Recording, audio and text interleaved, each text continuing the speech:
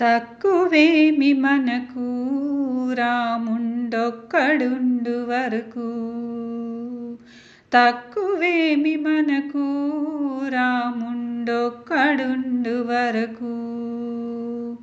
ప్రక్కతోడుగా భగవంతుడు తన చక్రధారి అయి చెంతనయుండగా.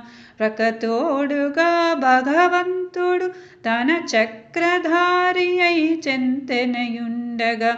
తక్కువేమి మనకు రాముండొక్కడుండు వరకు.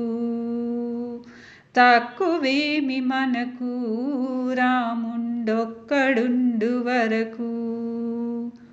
మృత్యు సోమకుని మును చంపిన ఆ మత్స్యమూర్తి మన పక్షమునుండగా.